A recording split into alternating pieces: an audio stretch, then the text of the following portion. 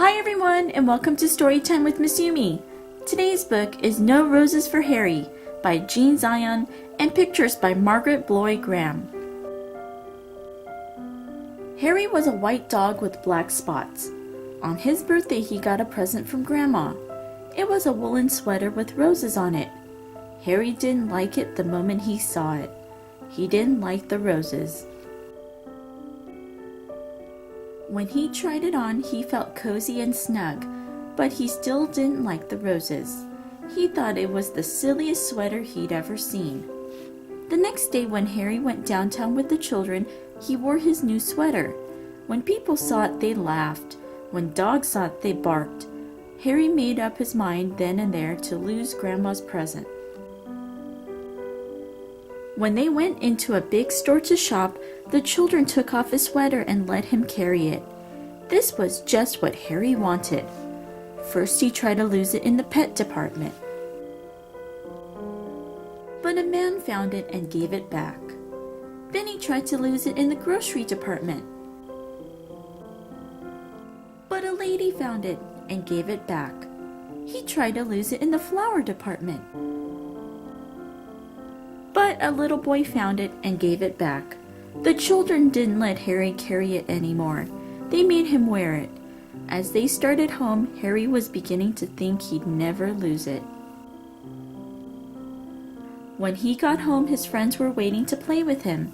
But Harry didn't feel like playing, so they left him alone. As he sat wondering what to do, Harry noticed a loose stitch in his sweater. He pulled at the wool, just a little at first, then a bit more, and a little bit more. Harry didn't know it, but a bird was watching. In a minute, Harry had pulled out quite a long piece of the wool.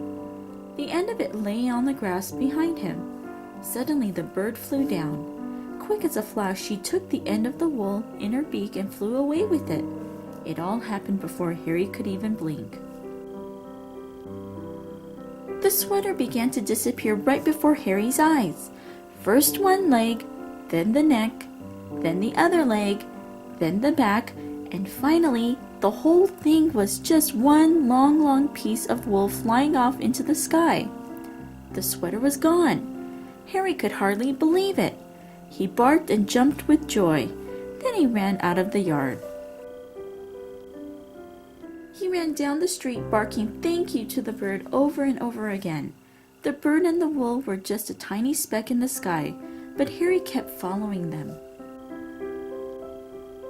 He came home thirsty and tired and was having a drink in the kitchen when the children ran in.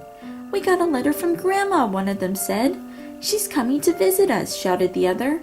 Harry thought of the sweater and his tail drooped. Before Grandma came, the family looked everywhere for the sweater. They wanted her to see how nice Harry looked in it. Of course, they couldn't find it. Only Harry knew why. When Grandma arrived, Harry ran to her with his leash. Then he sat up and begged. "All right, Harry," said Grandma. "After I've had my lunch and a nap, we'll go for a walk."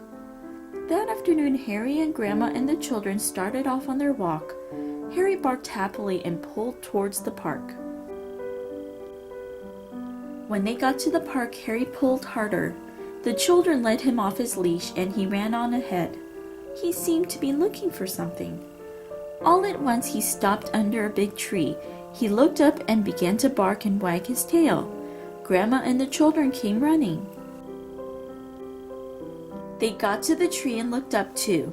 Suddenly one of the children said, "I see a nest." "It's made of wool," said the other.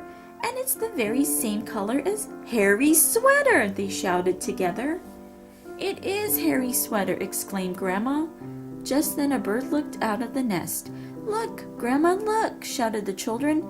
Harry gave his sweater to a bird. "I wonder how he did that," said Grandma. The bird sang and Harry wagged his tail even harder. At Christmas, Harry got a present from Grandma. It was a new sweater. Harry liked this one very much. When he tried it on, he felt as cozy and snug as the bird in the nest. But best of all, it was white with black spots. And that was No Roses for Harry.